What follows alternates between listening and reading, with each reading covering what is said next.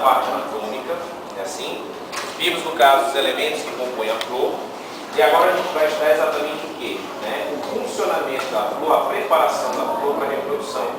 Eu vou começar trabalhando com vocês a parte masculina e depois eu vou começar a feminina, que eu finalizo o nosso próximo encontro, na próxima aula, e já mostro para vocês, né, a fecundação, que é o encontro das duas partes.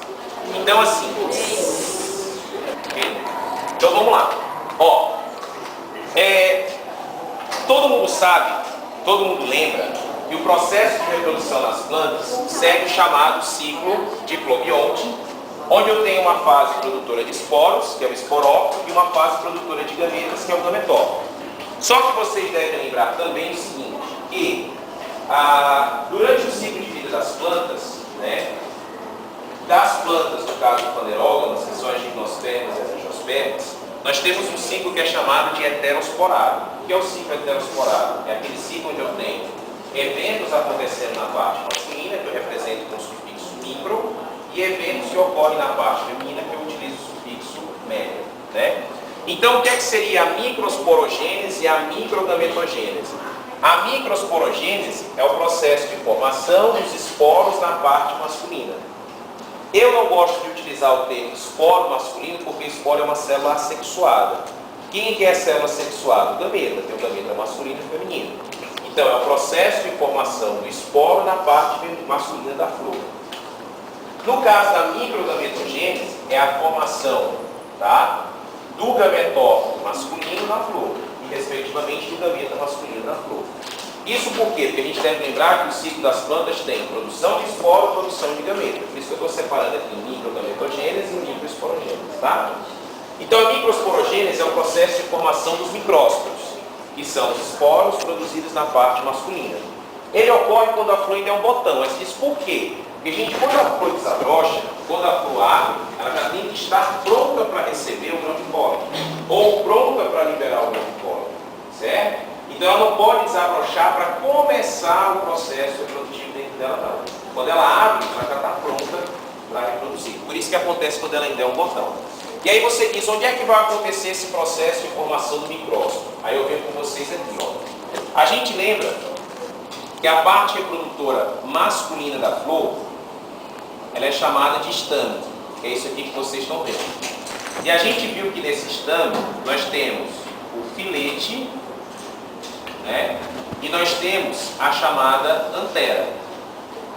E além disso, ligando um ao outro, nós temos o chamado conectivo, certo? Para poder mostrar para vocês o que é o saco polínico, eu então vou fazer o seguinte, eu vou abrir essa antera para mostrar o que tem dentro aqui para vocês, ok? A antera é fechadinha, então eu fiz um copo e estou abrindo aqui para vocês terem uma noção do como é que ela seria por dentro.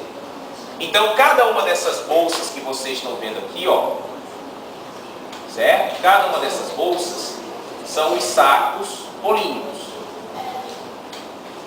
Aí você diz, por que sacos polínicos? Ora, porque aí vai acontecer a produção do grão de pólen. Diga aí, Gatão.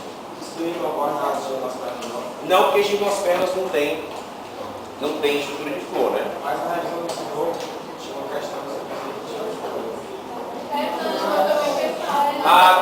tá, entendi. É porque ele fala das traqueópodas, né? Mas só que flor mesmo, estrutura floral, é só de angiosperma. É porque assim, quando ele utiliza ali aquele termo flor, é para falar que é estrutura reprodutora visível, entendeu? Tudo bem? Então vamos lá. Então todo mundo entendeu aqui que na parte masculina tem o estame e que eu tenho a antera, que é formada por essas bolsas que são os sacos polínicos, tudo bem? Beleza. Forrando o saco polínico, eu tenho um tecido chamado tapetum, que é um tecido apenas de revestimento interno, tá? Ele dá apenas um suporte. E eu vou encontrar também outro tecido chamado de tecido esporogêneo ou esporogênico, que é um tecido fértil. Por quê? Porque é ele quem faz a produção dos microsporócitos. Aí eu relembro com vocês, microsporócitos são as células que vão sofrer a meiose para originar os micrósporos, que são os esporos da parte masculina. Então é exatamente o que está acontecendo aqui, ó. O microsporócito, que é uma célula diploide, vai passar pela meiose e produzir os micrósporos. Opa, produziu o micrósporo, acabou essa etapa, que é a microsporogênese.